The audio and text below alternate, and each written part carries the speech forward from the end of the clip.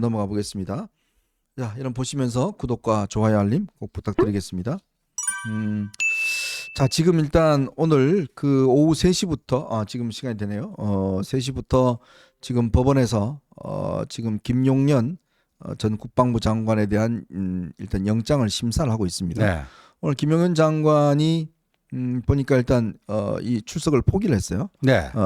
포기를 한 거는 아마 뭐 본인도 더 이상 항변할 게 없다라는 뜻일 것 같습니다. 뭐 인정하고 그거 영장실질심사 포기한다는 것은 뭐 난 구속 시켜 주십시오. 거의 그런 거나 다름없습니다. 네. 네. 지금 근데 이제 이번에 김용현 장관이 보니까 그러니까 내란 동조인가요? 네. 그 혐의로 일단 된 거 아니겠습니까? 네. 근데 이제 문제는 이거에 대한 지시 혐의, 내란 중요 임무 종사자로 일단 그렇게 됐고요. 그러면 중요 임무 종사자는 누군가 윗선이 있을 거 아닙니까? 네. 그 윗선은 뭐 뻔한 거죠. 윤 그렇죠. 대통령에 있는 거고. 네. 그러면 이제 부터는 아마 오늘 영장이 떨어지면 지금 일단 현재 이 내란 이 중요 임무 종사제, 그다음에 이제 직권남용 네. 뭐 이걸로 이제 된 것 같아요. 네. 그러면 바로 이제 검찰은 윤 대통령을 이제 겨냥해서 수사를 하겠죠. 그렇죠. 예. 그래서 이제 윤 대통령이 피의자로 입건도 됐고, 그다음에 출국 금지도 됐고, 또 김영현의 구속영장에 내란의 정점 우두머리로 이렇게 또 적시가 됐고 네. 했으니까 오늘 이제 김영현 구속이 되면 그 다음 스텝은 윤 대통령에 대한 수사인데 긴급 체포도 지금 하려고 검경이 서로 경쟁적으로 네. 윤 대통령의 신병을 확보하려고 하고 있는 게 지금의 현실입니다. 근데 오늘 보니까 의총에서 한동훈 대표가 우리가 앞장서서 특검을 좀 발휘하는 게 어떻겠냐. 그래서 왜 이야기를 그러냐면요. 이게 검찰은 지금 이런 거예요. 이 만약에 이재명이 대통령이 된다면 그런 일이 벌어지면 안 되겠지만 지금으로서는 가장 가능성이 높은 사람으로 보이잖아요. 그러면 검찰은 완전히 아정난다. 네. 검찰 검소완박해갖고요. 검찰을 수사청과 공소청 두 개로 딱 이등분해 버린다. 네. 지금의 검찰은 해체된다 하는 거 아닙니까? 이재명 집권 이퀄 검찰 해체입니다. 네. 검찰 해체이기 때문에 어떻게든지 자기 조직을 지키기 위해서는요. 검찰총장 출신인 윤 대통령을 본인들의 손으로 어떻게 긴급 체포하고 구속시켜야지 이재명 정권이 들어오더라도 그런 식으로 해체가 안 되고 두동강이 안 나고 어떻게 지금과 같은 비슷하게 갈 수 있는 그 여지가 생기지 않겠는가. 네. 이런 판단을 하고 있다라는 게 검찰 출신 국회의원들의 공통된 의견입니다. 네네. 검찰 출신 국회의원들의 이게 제 개인 의견이 아니고 네. 경찰은 경찰대로 이번 기회에 경찰이 확실히 검찰과 비교해서 확실한 좀 이렇게 선제적인 그걸 통해서 뭔가 좀 역학관계를 좀 바꿔보자 하는 게 있고 그러니까 김용현 몸은 지금 검찰이 확보를 했는데 네. 압수수색해갖고 김용현의 뭐 휴대폰 뭐 노트북 이런 건 또 경찰이 갖고 있단 말이에요. 그렇죠. 네. 이런 비효율과 이 중복 이런 게 있으니까 아예 특검을 해버리면요 특검으로 다 몰립니다. 맞아요. 그쪽으로 통일이 돼버립니다. 네. 그러니까 차라리 지금 한동훈 대표는 국민의힘 표 이게 비상계엄령 특검 법안을 내자는 거죠. 자, 지금 속보가 들어왔는데요. 윤 내란 상설 특검 찬성이 210명으로 일단 통과가 됐습니다. 아마 국민의힘 의원들도 상당수가 아마 여기에 동의를 한 것 같습니다. 상설 특검은 일단 빠르게 할 수는 있어요. 이거는 뭐 대통령의 어떤 거부권 행사가 안 되는 사안입니다. 근데 아마 이제 지금 근데 이제 이게 기간이 짧아요. 네, 60일, 두 달이고요. 네, 2달이고 그리고 저것도 저기를 대통령이 임명을 해야 돼요. 임명은 해야 되겠죠. 네. 임명은 해야 되고 뭐 그거는 이제 아마 뭐 임명은 하겠죠. 근데 이제 일반 특검 네. 규모도 크고 한 일반 특검도 이제 곧 12일 날 발의한다는 그렇죠. 거 아니겠습니까? 네. 그러면 그게 통과되면 이제 자연스럽게 저게 또 이양되는 것이고 그렇죠. 뭐 그런 이제 네. 과정을 거칠 텐데 어쨌건 지금 수사의 혼선을 줄이기 위해서는 특검은 불가피한 것 같습니다. 네, 불가피합니다. 하고 그리고 이제 아마 특검을 준비하려면 한 20일 정도 시간은 걸리기 때문에 네.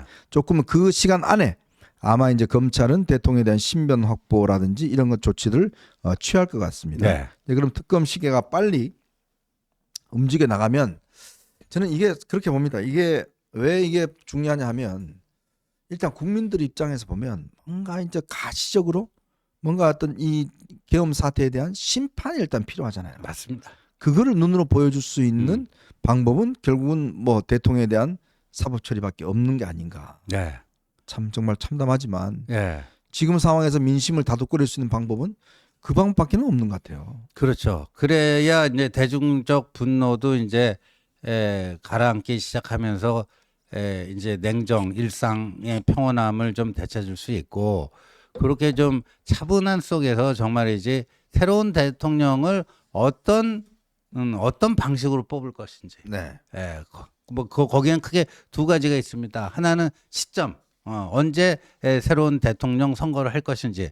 두 번째는 방식. 네. 이 낡은 현행 헌법으로 할 것인지, 새로운 7공화국 헌법으로 할 것인지 그 방법이 두 선택이 남아 있는 거죠. 지금 보니까 일단 오늘 당시 군인들이 지금 국회에 나와서 모든 걸 다 사실은 공개하는 것 같습니다. 지금 보니까 다 까고 사실은 조지호 경찰청장도 당시에 방첩사령관으로부터 체포 명단을 건네받았다. 네. 뭐 이야기를 시인했지 않습니까? 그러니까 위치 추적해달라고 하는 부탁을 받았다는 네. 거 아닙니까? 그러니까 이 국정원 1차장의 진술이 사실인 걸로 일단 사실인 드러난 걸로 거 드러났어요. 아니겠습니까? 예. 이제 그리고 지금 보니까 군 정보사에서도 한 10명 정도를 선관위에 일단 투입했다라는 것도 뭐 오늘 시인을 했고요. 그런 걸로 보면 지금 참 진짜 저는 자꾸 이제 진짜 이해할 수 없는 게 시호님은 좀 이게 취지가 되세요? 뭐 어떤가요? 왜 이랬답니까 진짜?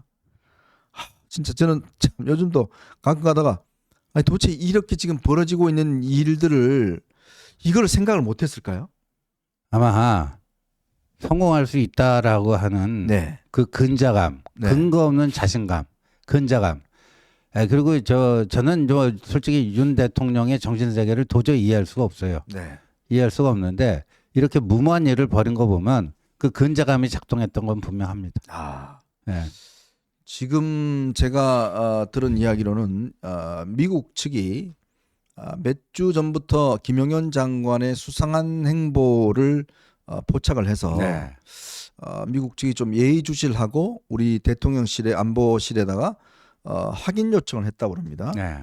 근데 안보실에서 일체 대응을 하진 않았다고 그래요. 네. 그런 상황인데 미국 측에서 이번에 딱 나면서 어마어마하게 미국 측이 화를 많이 냈다고 합니다. 그래서 커트 캠벨 그 미 국무부 부장관이 네. 그 배들리 미스저지드 이게 외교적 표현이 아니잖아요. 네. 매우 심각한 오판이다. 이런 그래서 지금 미국이요 이제 윤 대통령을 더 이상 상대를 안 하려고 네, 그러는 거 그렇습니다. 같아요. 미국은 더 이상 윤 대통령하고 이제 거래를 하지 않겠다. 이런 입장 같아요. 믿을 수 없다. 저 사람하고는 우리하고는 이제 더 이상 끝이다. 이런 입장을 내렸다. 왜냐하면 역대 이렇게 군을 움직일 때는 우리가 이제 평시 작전권은 대통령한테 있지만 전시 작전권은 이제 이 한미연합사 그러니까 미군 한미연합사 사령관이 이제 조한미군 사령관이지 않습니까? 네. 거기에 가 있고 군대를 움직일 때는 반드시 미국에 필요하고 우리가 북한에 뭔가 뭐 미사일 쏘든지 할 때는 이게 북한의 허락이 없으면 안 됩니다. 예전에 연평도 포격 사태가 있었을 때 그때 MB가 우리 전투기를 투입해서 원점 타격하려고 그랬어요. 네. 근데 그 막은 게 바로 미국입니다. 맞습니다. 그 못 가게 했어요. 못 넘어가게 해서 그때 이제 타격을 못 했는데 그러니까 지금도 마찬가지로 이게 지금 대통령이 군을 움직이면서 헬기를 어마어마하게 움직이면서 일체 미국한테 사전 통보를 안 했다는 거예요. 이게 지금 사실은 미국 측을 엄청나게 지금 분노케 만든 거죠. 그렇죠. 예, 그렇습니다. 이렇게 동맹 관계에 심각한 훼손까지 만들어낸 게 이번에 그 터무니없는 비상계엄령 발동이다. 이거는 팩트니까 우리가 정말 겸허하게 받아들여야 될 것 같습니다. 아니 그러니까 그동안 뭐 워싱턴 선언하고 한미 관계 복원하고 한미일 시스템 확보하고 이거를 그냥 한꺼번에 다 날려버렸잖아요. 아니 저는 정말 그래서 답답해 죽겠는 게 도대체 이게 성공하리라 생각한 것도 웃기고 아니 생각해 보십시오. 우원식 뭐 이재명 한동훈을 저기 저 과천에 저 이 방첩사에다가 수감했다고 생각해 보세요. 그럼 우리 국민들이 가만히 있겠습니까? 예? 그들 거기서 신문한다고 생각해 보세요. 그들이 신문에 순순히 응할까요? 예? 그 정치인들 10명 갖다가 데려넣어서 하면 그렇게 가만히 있겠습니까? 혹시나 또 우리도 잡혀갈지도 모르겠는데. 저는 그거를 가능하리라고 생각했던 발상 자체가 그러니까 오죽했으면 군인도 겁이 나서 저 시행을 못했잖아요. 그러니까 이른바 그 극우 맹동주의자들의 그 유튜브라든가 또 그런 또 주변에서 딸랑딸랑 대면서 대통령님 구국의 결단을 내려주시죠. 예. 아, 참 저는 이번에 좀 더 분명하게 밝혀져야 될 것 같습니다. 왜? 누구의 이야기를 듣고 누가 이렇게 이 사태를 부추겼는지 저는 이 자들을 정말 낱낱이 좀 밝혀서 대통령의 눈과 귀를 가린 자들 누구인지 이것도 한번 정말 이번에 밝혀야 될 것 같고요. 참 야당의 행태도 진짜 이것도 거의 내란죄에 가까운데 이게 더 지금 국민들 눈에는 계속 연일 지금 국회 청사로 가는 군인들 눈에만 보이니까 네. 국민들이 더 분노하시는 게 아닌가 그런 생각이 듭니다. 아. 자, 어쨌건 지금 오늘이 굉장히 중요한 날인 것 같습니다. 영장 발부와 함께 또 여당 내에서 지금 이제 로드맵이 어떤 방식으로 만들어질지 이런 걸 결정해야 되고 또 친윤이 지금 뭐 원내대표를 하겠다고 저렇게 설치고 있는 것들 이걸 우리가 좀 제압을 해야 될 것 같고요. 이런 것들이 오늘 중요하게 놓여 있는 것 같습니다.